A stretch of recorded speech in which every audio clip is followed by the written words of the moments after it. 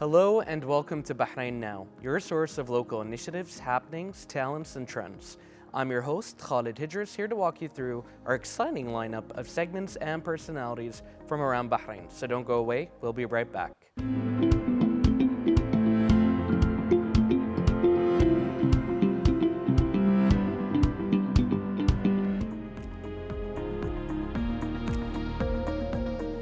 The Kingdom of Bahrain has achieved outstanding success in the global finals of the Huawei ICT Competition 2024 to 2025, with a joint team from Bahrain Polytechnic and the University of Bahrain securing first place in the network track of the competition that was recently held in China. This achievement came after the Bahraini team competed against 40 teams from 6 global regions in the practice network track, reflecting Bahrain's leadership in developing national talent in the field of information and communication technology at the international level. And to know more about that, we are very pleased to be joined here at the studio by members of the participating team, Sarah Jawad and Mohammed Al-Kufi from Bahrain Polytechnic. Welcome, how are you both doing today? Thank you. All good. You know, this achievement just really shows how much skill this team has. So, how do you feel about this achievement? Well, first of all, thank you for having us today. It's been an honor to represent Bahrain on a global stage. And circling back to your question, I would describe this feeling as surreal and incredibly rewarding, as both me and Sarah have worked hard, pushing ourselves against the world's best global ICT students, and achieving Bahrain's first prize or first place in this competition feels incredibly rewarding and exceeds expectations. Wonderfully said, and clearly you've both gone into it with a lot of passion and preparation. Now, tell us a little bit more about your project. What were the objectives? What were the concepts? It was a competition actually, where all the participating countries competed against each other in configuring networking tasks. We are giving these scenarios where we have to configure Huawei's firewalls, routers, and switches. We are giving these scenarios where we have to configure different Huawei technologies and other industry technologies. It was an 8-hour exam. So the aim of the competition really revolves around how quick and precise and accurate we can configure these technologies.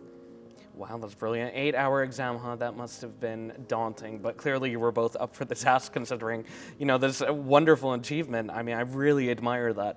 And how did you guys prepare for the participation? Was there anything to do with distributing responsibilities? What did that look like? What did the preparation look like? Yes, well, we distributed the responsibilities based on each member's strengths. Also, we have studied each other's topic just so we can support one another and maintain an overall consistency. I like that as well, that you distributed the responsibilities, but you also knew what those each other's responsibilities as well, because I think it's always good in teamwork to know what you're meant to do, but it doesn't hurt you to be prepared in case anybody needs any support, or so you can actually gain a deeper understanding of how everything's going to fit together. Now, I'm sure with something like this, you guys faced a few challenges along the way. What were some of those challenges, and how did you overcome them? We did face challenges, especially in the regional and the global stage. One of those challenges was how to balance studying and practicing for the Huawei ICT competition while also focusing on our other activities and commitments as we're all university students. We found that distributing the tasks among each other really reduced the pressure of this challenge and helped us overcome it. Absolutely, and it's really great to see that everyone's kind of, like you said, you're university students, and I remember how hectic that could be. It's really good to see that, that spirit of teamwork has helped you not only to kind of to perform cohesively and as a team, but also to take the load off of each other. And again, we've touched on this earlier, but I'm sure this was a very, like you said, surreal experience representing the Kingdom of Bahrain. What does that mean to you to be able to represent the Kingdom of Bahrain in this context? Well, I would say that it has been one of the greatest honors of my life, as representing my country against 179 teams from exactly 48 countries, with this year's competition having more than 210,000 students. Achieving this not only describes our effort, but also showcases Bahrain's educational excellence on a global stage, and further showcasing that Bahrain is a technology hub in our region, and that this aligns with our future vision. What a wonderful answer. Thank you so much for sharing that. And moving forward, can you tell us a little bit about the role of Huawei as a leading global ICT provider in providing students with such a incredible experience? Well, Huawei demonstrates exceptional commitment to further nourishing or improving global ICT students or ICT professionals in this case, because we're getting exposed to cutting edge technologies, industry standards. So they kind of bridge the gap between education and then industry standards. So that's good. That's absolutely wonderful, and it's really great to see that the way that you guys have engaged with it. I think it's so much more or less of like a university experience, more than it is, like you said, actually using the technology provided to act, like you said, again, as professionals would in the field. And what can you tell us about the role of your university in supporting you throughout this process? I would say that universities bridge the technical excellence that we have with the industry itself, because especially here at the Polytechnic, we're exposed to what kind of technologies that is used in the industry. So like, for example, in a Huawei switch or Huawei router, we're exposed to that kind of technologies so that we are ready to compete in global competitions. Wonderful. And it's really great to see as well the confidence that you both speak with, and you clearly know your stuff, because I'm sat here and I'm kind of like, I have a very basic idea, right? Because like, I mean, this is not my field. I'm pretty off, like other than switching something on and off, that is the extent of my technical knowledge, right? But you guys are speaking with so much confidence, and you've clearly worked with this very hands-on, and I'm sure you guys already had a lot of existing knowledge going in, but I'm sure you've also expanded on that. So how did your existing knowledge in this field expand with this experience? We have learned a lot about new technologies, especially Huawei proprietary technologies like HRP and VGMP. Also, we have learned a lot about VPN concepts like GRE and IPsec. Also, we have deepened our understanding about different routing protocols. And you guys have mentioned that there were a lot of other students from around the globe as well, right? What were your experiences like with them? Did you guys have any exchanges? Did you guys network, anything like that? Although we did not have direct interaction with the students prior to the competition, however, Huawei did offer us this kind of knowledge through their academic portals. And, you know, having gone through this experience, how important is it to you guys after this experience and bearing it in mind, what is the importance of enhancing the skills of students in the technology sector? Well, I would say that the technology sector would play a huge part in our future, especially our country's Vision 2030. So I believe that technology would help students in their future or in their professional development, whereas although if you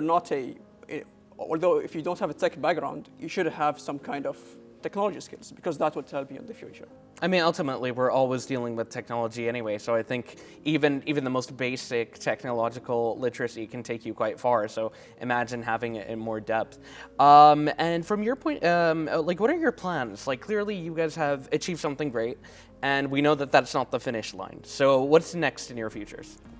Well, we have learned about a lot of technologies so far, so we will aim to continue deepen our understanding and our knowledge about these technologies. We would do that by pursuing other Huawei certifications and other industry certifications, while also focusing on doing projects so we can get a real-world experience and hands-on experience with those technologies.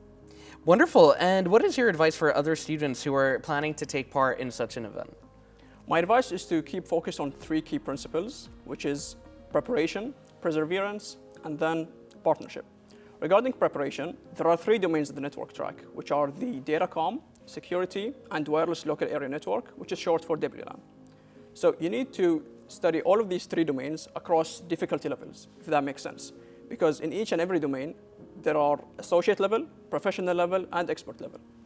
Regarding the second principle, which is perseverance, you need to develop a plan or be resilient when challenges become overwhelming.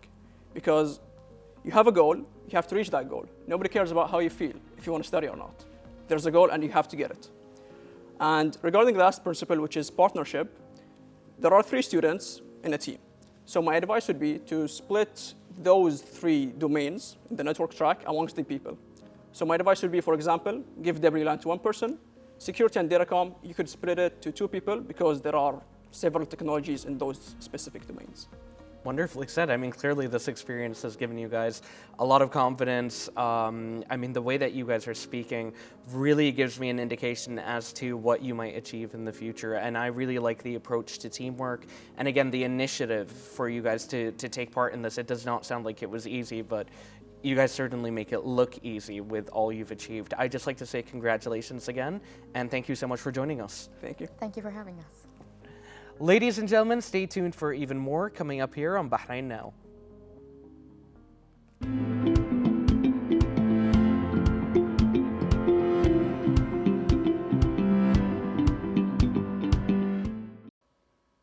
And that brings us to the end of today's episode. We'd like to thank you for watching, and remember, you can always reach out to us on our social media accounts shown below.